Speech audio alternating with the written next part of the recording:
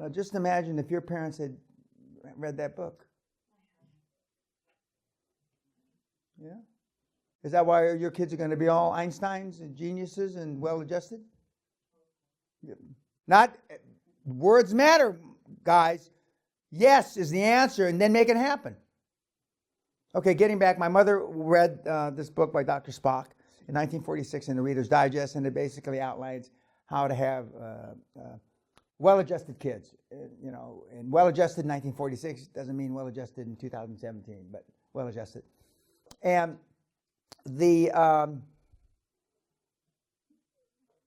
and my mom was the loving, nurturing parent. We talk about parenthood in a couple of days, but since you asked me, I'm going to say it now while I'm thinking about it.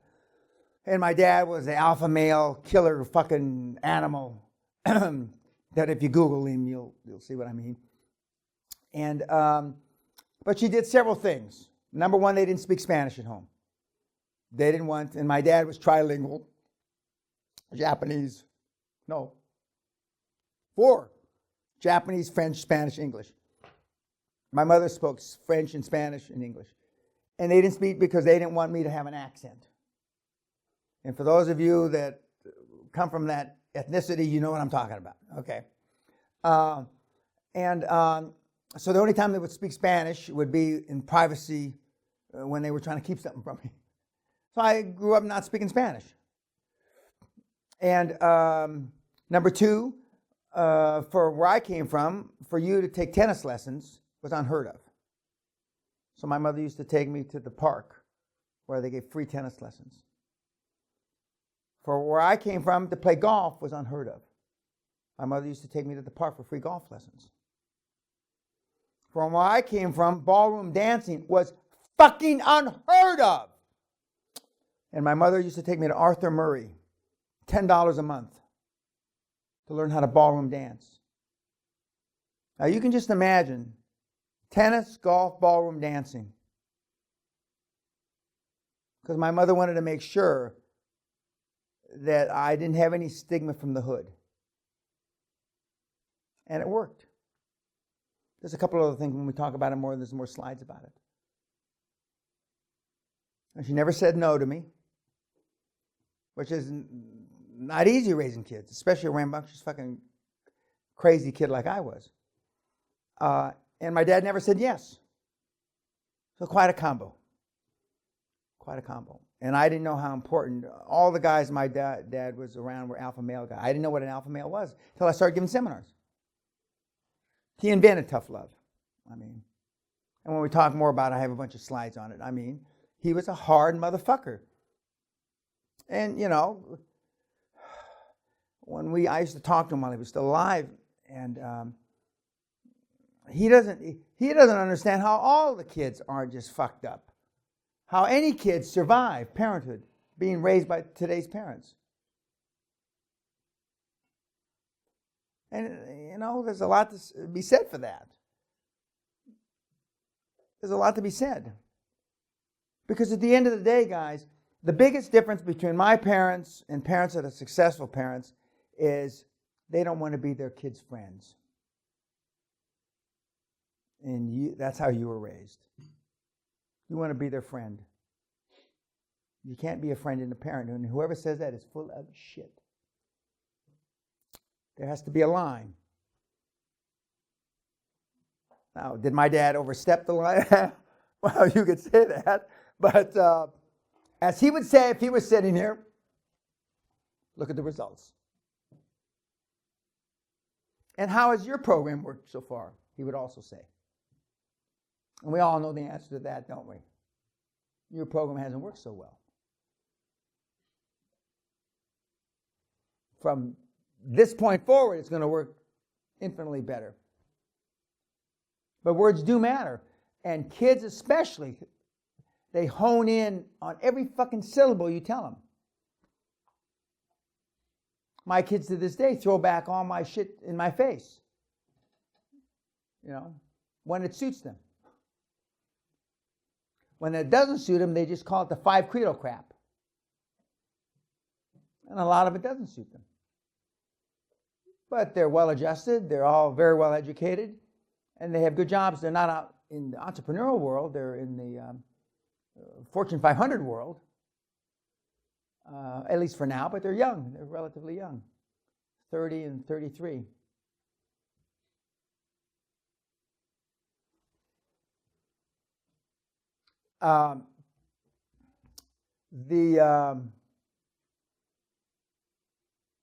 When Sally and I were trekking or walking with the lion, whatever you call it, they had some cubs. We were with a pride, the cubs, little cubs, they're not so little like this. And one night, and then at night we'd leave and then come back in the morning, etc. And we heard the females, and the females do all the work. The males just don't do shit, and all they do is eat and fornicate. That's all they do, which ain't a bad life when you think about it. But anyway. You could hear the female lionesses howling. That's not the right word. Whatever the noise they make, groaning, and we didn't know until we got up close. And then we found out that they had 4 of the cubs had gone missing in the night. Okay, so what had happened, we think, is the lionesses went out hunting, left the cubs with the dads. Dads went to sleep, and hyenas went in and stole the cubs, killed them off. And so the lionesses, the female lions, are nudging and kicking and jumping on the males. Get off your dead ass. We got to go find the kids. And the noise they make is unbelievable. A mother howling for her babies. And the lionesses, even if it wasn't their cubs, get with the program and try to help the other lionesses find the little cubs, which are, very true to life. And the dads are just plopping along, want to go back to sleep because they're not, they either don't bond, I don't know if this is true or not, or hadn't bonded yet with the kids, the cubs. But we did that. That was a lot of fun. And we enjoyed that a great deal.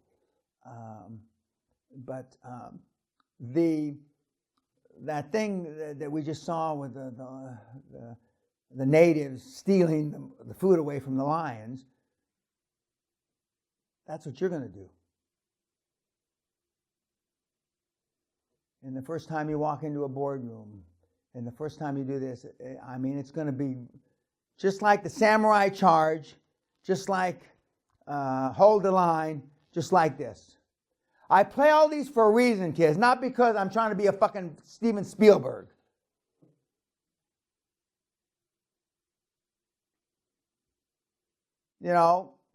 Some of you will be petrified.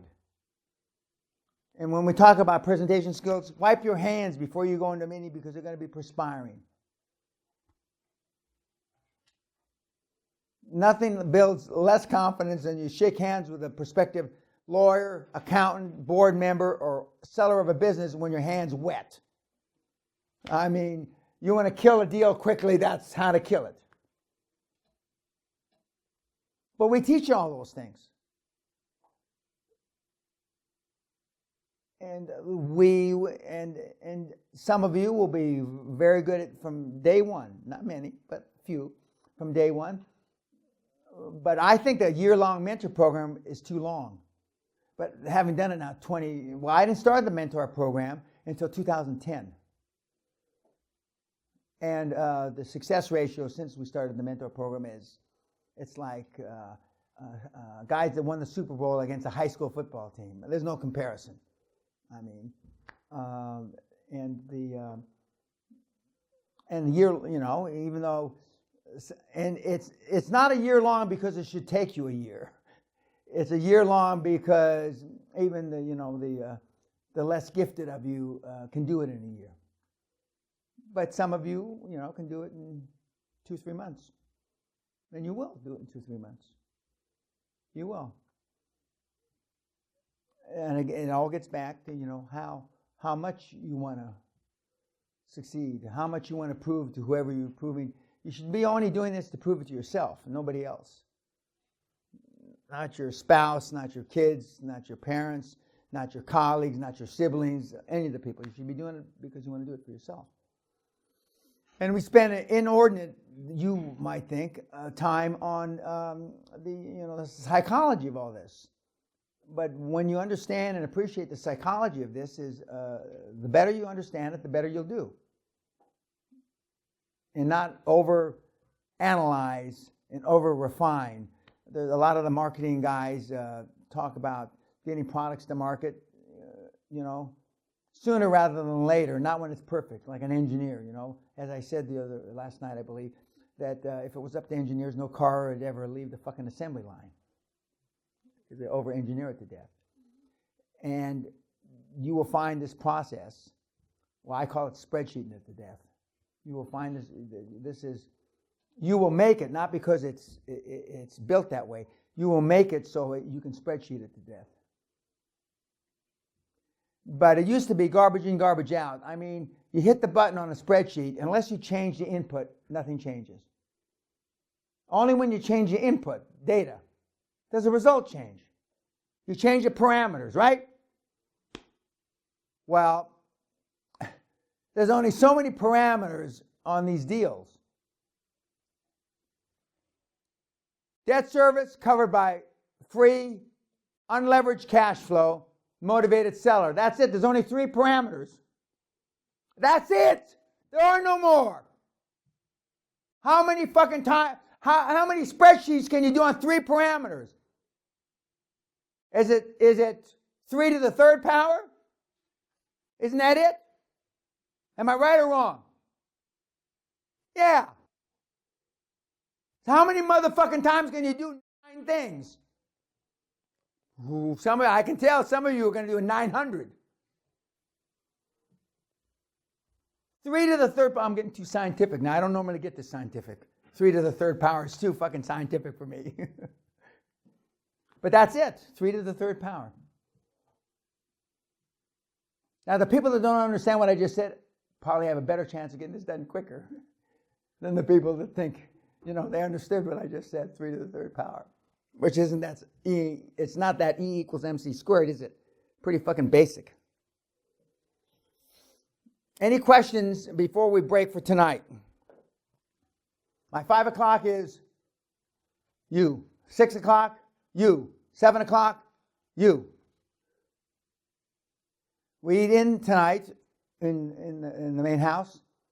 And you will have, again, homework afterwards. And I've given you some homework.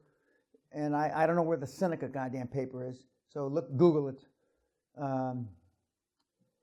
But the bottom line is, Seneca, you have more than, you waste your life away, basically. You piss it away. You piss it away. Any questions? Hey, just real quick, you said that Tesla is receiving a lot of subsidies from the U.S. government? Correct. So as soon as they stop that, their company will... Well, it depends how much of a base he builds up. It's a race, he's in a race. That's why he's been to see Trump 4, 5, 6 times, because he doesn't want Trump to stop it. But Tillerson, who's the Secretary of State, has probably whispered in Trump's ear, the former head of Exxon Mobil, or the chef, whatever he was the head of, this is a fucking dog, forget about it. Maybe, maybe not, maybe he hasn't said that. One other question is, I have a contact in the cybersecurity industry who personally goes and sells like FBI and the NSA. Mm-hmm. How would you do a roll-up involving... No, well, you roll up the companies that are in cybersecurity. The challenge is cybersecurity, 60% of cybersecurity contracts in the United States are all government-based. And the government contracts are only good from 1 to 3 years. So what happens at the end of 3 years? And they will all tell you that where they're going to get reinstated, and virtually none of them get it reinstated. Okay, YouTubers, we'll see you tomorrow.